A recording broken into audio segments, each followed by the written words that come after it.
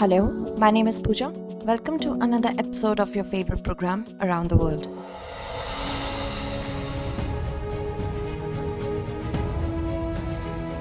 Recently, a major change was witnessed in Asia. Japan, which is otherwise known as a peaceful country, announced a new national defense policy. In this policy, a blueprint has been prepared to strengthen the military capability of Japan. Japan, which has adopted the path of peace since World War II, will now once again strengthen its military capability. Actually, Japan considers China and North Korea as its biggest enemies and a major threat to its sovereignty. Therefore, Japan has now decided to shun the path of Lord Buddha, that is, peace and prepare a war strategy. The new defense policy proposes to increase the counter-strike capability of Japan to prevent enemy attacks. Japan's Prime Minister has announced to constitute an army for the first time since World War II. Under the new National Security Plan, the defense budget of Japan is announced to be doubled. Japan has clearly stated that its focus will remain on China. In such a scenario, a significant question arises: what are the intentions of Japan? Because Japan has allotted a huge defense budget of about $315 billion for this. Japan, which had never imagined such a plan, was compelled to do this. This will make Japan the third largest military spender in the world after the US and China. Furthermore, Japan has also announced to increase cooperation with members of the Indo-Pacific Group, Quad, in its new defense policy. In today's episode, we will try to understand the meaning of Japan's new defense policy. In a decade-old security document, Japan had described China and Russia as its strategic partners and North Korea as its major adversary. We will talk about the recent developments that have forced Japan to change its stand on China. We will try to analyze why Japan felt the need to introduce this new defense policy. We will also talk about what is there for India in this new defense policy. But first of all, let us know about the main points of this new defense policy. According to media reports, Japan has announced to purchase weapons worth $35,000 crore.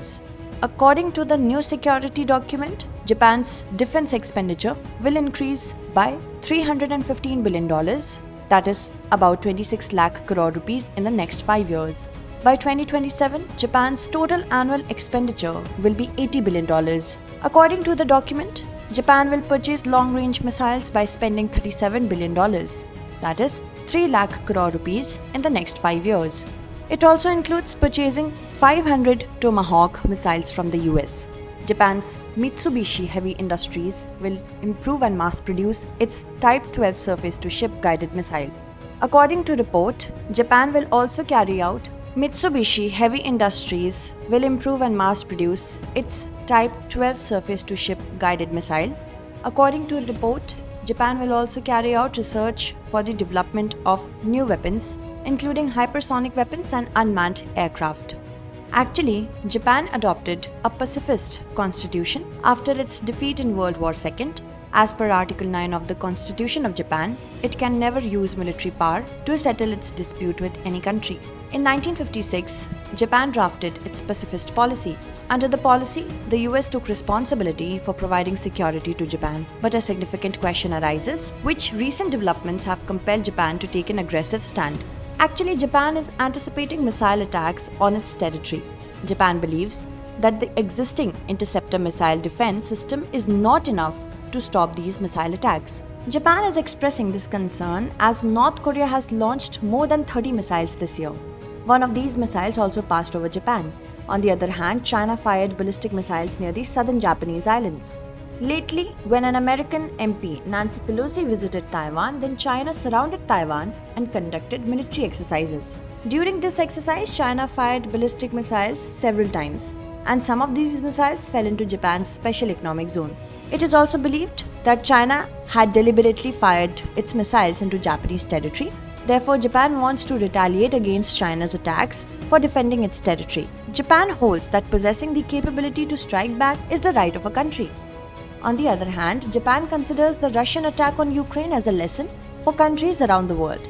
Instead of seeking help from any country to deal with such a situation, Japan wants to become self-sufficient. After Russia's invasion of Ukraine, Japan is working very fast in making itself self-reliant in terms of military capability. It is said that at first, many Western countries, including the US, incited Ukraine against Russia, but when the war started, these countries are supporting Ukraine indirectly instead of fighting against Russia along with Ukraine. In such a situation, Japan feels that the US, which has taken responsibility for its security, will not help it in a warlike situation. Hence, the new defense policy of Japan is also being seen as an attempt to reduce dependence on the US. Furthermore, China is especially on target of Japan, as there is a historical dispute between China and Japan over some islands. These islands are situated in the northeast of Taiwan and are uninhabited. These islands were once home to Japanese seafood factories and are historically claimed by Japan. On the contrary, China claims that Japan had snatched these islands from China in 1895, and these islands should have been returned to China after the World War II. Therefore, Japan feels that China can attack it along the lines of Russia, as there is a dispute over some areas in both these conflicts. As far as India is concerned, Japan has talked about increasing defense cooperation with India to counter a powerful country like China. Actually, the Indo-Pacific region is strategically very crucial for Japan. Hence, Japan wants to promote independent efforts in the Indo-Pacific region under the security strategy. Japan has stated that it will further strengthen cooperation with other members of the Quad, such as the US, Australia, and India. But a pertinent question remains how Japan's new defense policy should be perceived. If seen from Japan's point of view, then this policy aims to defend its territories, and the same is also justified. Still, the question arises that why the countries are feeling the need of spending so much on their defense. In fact, the increase in defense spending by the world's third and fourth strongest economies will have a profound impact globally. It will give a boost to the arms race in the world and will also encourage weak economies to increase their defense expenditure.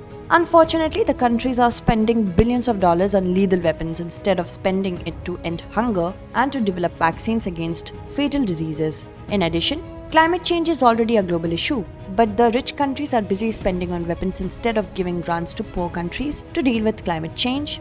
By the way, the impact of Japan's new defense policy on the world remains to be seen. That's all in this episode. Let's note down the question based on the story. Why did Japan feel the need to introduce a new defense policy? What will be the impact of Japan's new defense policy on the world? Evaluate.